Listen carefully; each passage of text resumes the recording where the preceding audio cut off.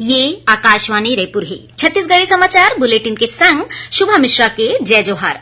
अब सुनो आज के प्रमुख समाचार। मुख्यमंत्री भूपेश बघेल 3 मंत्री के विभाग में करीन फेरबदल। मोहन मरकामला आदिम जाति, अनुसूचित जाति, अन्य पिछड़ा वर्ग और अल्पसंख्यक विभाग के मंत्री बनाए गए।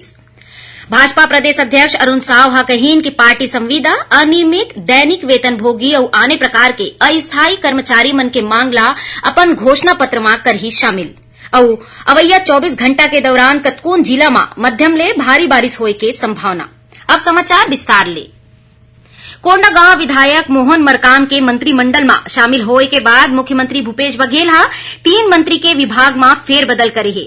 उप मुख्यमंत्री टीएस सिंहदेवला लोक स्वास्थ्य और परिवार कल्याण, चिकित्सा, शिक्षा, 20 सूत्री कार्यान्वयन, वाणिज्यकर के संग ऊर्जा विभाग घलो सौंपे गए है। उन्हें ताम्रध्वज साहूला गृह, जेल, लोक निर्माण, धार्मिक न्यास, धर्मस्व, पर्यटन के संग कृषि विकास, किसान कल्याण और जैव प्रौद्योगिकी की जिम्मेदारी दे गए है। रविन्द्र चौबेला पंचायत और ग्रामीण विकास, संसदीय कार्य, पशुधन विकास, मछली पालन, जल संसाधन, आयकट के संग स्कूल शिक्षा और सहकारिता के जिम्मेदारी दे गए है। उन्हें मोहन मरकामला आदिम जाति, अनुसूचित जाति, अन्य पिछड़ा वर्ग और अल्पसंख्यक विभाग सौंपे गए है। भारतीय जनता पार्टी के प्रदेश प्रभारी ओम माथुर और सह प्रभारी नितिन नवीन आज रायपुर में घोषणा पत्र समिति और आरोप पत्र समिति के बैठका लेवत है। बैठका में घोषणा पत्र समिति के संयोजक सांसद विजय बघेल, आरोप पत्र समिति के संयोजक अजय चंद्राकर के अलावा समिति के सदस्य उपस्थित थे। इस बीच पार्टी के प्रदेश अध्यक्ष अरुण साव घोषणा करीन की भाजपा संविदा अनियमित दैनिक वेतन भोगी और आने प्रकार के अस्थायी कर्मचारी मन के मांगला अपन घोषणा पत्र में शामिल करही। श्री साव काली सर्व विभागीय संविदा कर्मचारी महासंघ के बैनर तले नवा रायपुर के तूता में आंदोलन करके कर्मचारी मन ले मुलाकात करीन और ओमन ला समर्थन दिन। श्री साव कहीन के राज्य में भाजपा के सरकार बनत है, कर्मचारी मन के न्याय संगत मांग पूरा करे जाही। मुख्यमंत्री भूपेश बघेल छत्तीसगढ़ के जनैया पंडवानी गायिका पद्म विभूषण डॉक्टर तीजन बाई के तबियत के जानकारी लेन। श्री बघेल परिवार के लोगन मन ले फोन में बात करके ओमन ला भरोसा दिलाई।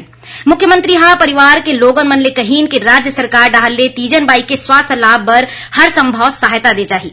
जानबा के मुताबिक तीजन बाई के तबियत ठीक नहीं होए के कारण ओमन ला भिलाई के सेक्टर 9 अस्पताल में भर्ती कराए गए रहीस। फिर तबियत पहली ले ठीक होए के बाद काली ओमन ला घर ले आए है।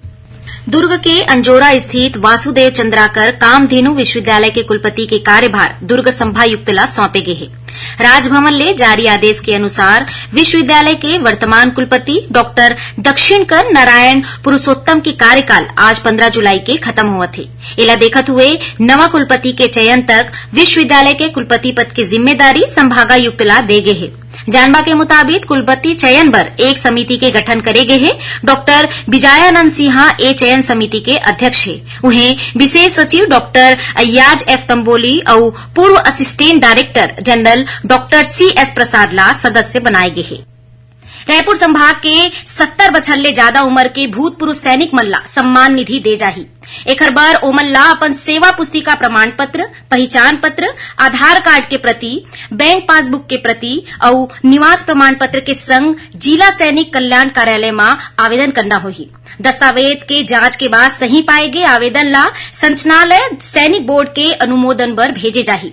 सैनिक बोर्ड ले अनुमोदन के बाद भूतपूर्व सैनिक मन ला निर्धारित सम्मान निधि दे जाही, जेन उखर खाता में सीधा जमा होही।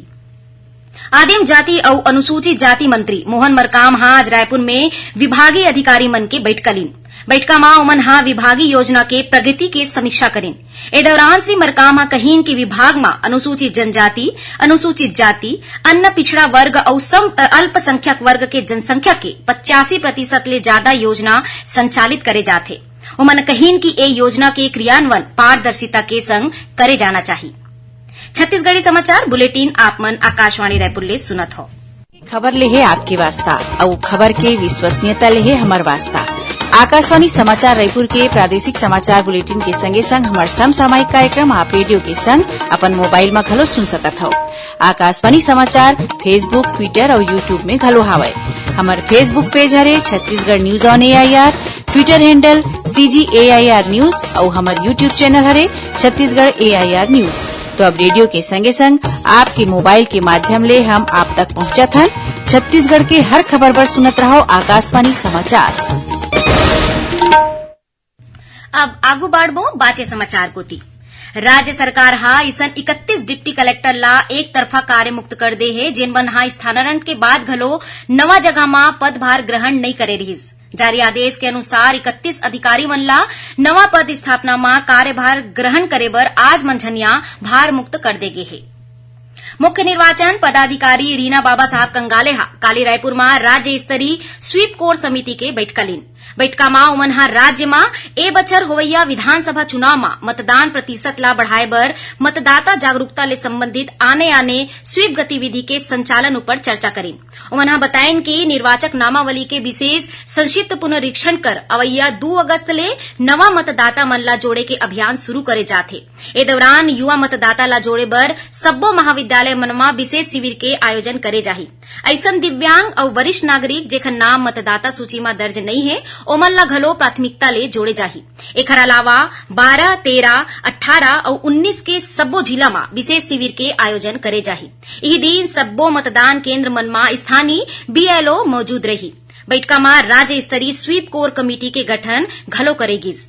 उहे मुख्य निर्वाचन पदाधिकारी रीना बाबा साहब कंगाले हा सुगम चुनाव बर गठित राज्य स्तरीय संचालन समिति के घलो बैठका लीन। बैठका मा ओमन हा मतदान केंद्र मन मा दिव्यांग और बुजुर्ग मतदाता मन ला सब्बो जरूरी सुविधा मुहैया कराए बर जरूरी तैयारी करे के निर्देश दीन। ओमन हा मतदान केंद्र तक मतदाता मन के सुगम पहुंच, शौचालय, रैम्प, साइनेज और पेयजल के उपलब्धता के समीक्षा कर इखर समुचित व्यवस्था बर जरूरी तैयारी करे बर किहीन। प्रादेशिक समाचार एकांश आकाशवाणी रायपुर डहर ले प्रस्तुत कार्यक्रम जिले की चिट्ठी के प्रसारण काली संझा 6:05 ले 6:10 तक प्रसारित करे जाही। ए कार्यक्रम ला छत्तीसगढ़ स्थित आकाशवाणी के सब्बो केंद्र रिले करही। ए बार के अंक मा जांजगीर चांपा जिला के गतिविधि के बारे में जानकारी दे जाही। श्रोता मल्ला बता दन काली रविवार के हल्बी और गोंडी बोली में समाचार बुलेटिन प्रसारित करे जाही। ये दोनों बुलेटिन आकाशवाणी केंद्र जगदलपुर ले प्रसारित करे जाही। एला बस्तर संभाग में सुने जा सकत है। हल्बी में समाचार बुलेटिन बिहिनिया 7:30 बजे ले और गोंडी में समाचार बुलेटिन संझा 6:30 बजे ले प्रसारित करे जाही। और अब पेश है मौसम के हाल। अवैया 24 घंटा के दौरान प्रदेश के सरगुजा, जशपुर, पेंड्रा रोड, कोरबा, कबीरधाम, बिलासपुर, मुंगेली और रायगढ़ जिला के 1-2 जगह में मध्यम ले भारी बारिश होए के संभावना है। उन्हें थोरकुन देरी पहली राज्य के सरगुजा, बिलासपुर, बस्तर, रायपुर और दुर्ग संभाग के जिला मन में गरज चमक के संग कुछ जगह में तेज वर्षा हुई।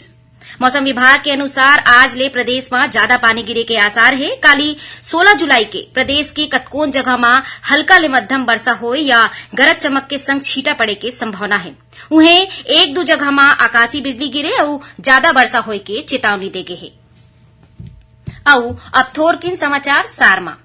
केंद्र सरकार हा छत्तीसगढ़ राज्य लघु वनोपज संघ ला वैश्विक स्तर में पर्यावरण, सामाजिक कल्याण और सुशासन के क्षेत्र में अच्छा काम करे बर पृथ्वी अवार्ड ले सम्मानित करीन। ए पुरस्कार नई दिल्ली में प्रदान करेगिस। और प्रदेश में संचालित प्रयास आवासीय विद्यालय के कक्षा 11वीं में लेटरल एंट्री के माध्यम ले काली 16 जुलाई के प्रवेश परीक्षा आयोजित करे जाही। ए परीक्षा रायपुर, बिलासपुर, दुर्ग, सरगुजा और बस्तर संभाग मुख्यालय में होही। आखिर में प्रमुख समाचार एक घाव फेर। मुख्यमंत्री भूपेश बघेल हा 3 मंत्री के विभाग में करीन फेरबदल। मोहन मरकाम ला आदिम जाति, अनुसूचित जाति, अन्य पिछड़ा वर्ग और अल्पसंख्यक विभाग के मंत्री बनाए गिस। भाजपा प्रदेश अध्यक्ष अरुण साव कहीन की पार्टी संविदा, अनियमित दैनिक वेतन भोगी और आने प्रकार के अस्थायी कर्मचारी मन के मांगला अपन घोषणा पत्र में करही शामिल। और अवैया 24 घंटा के दौरान कतकोन जिला में मध्यम ले भारी बारिश होए के संभावना। एकरे संग छत्तीसगढ़ी समाचार बुलेटिन इहे सिरावत है। जय जोहार।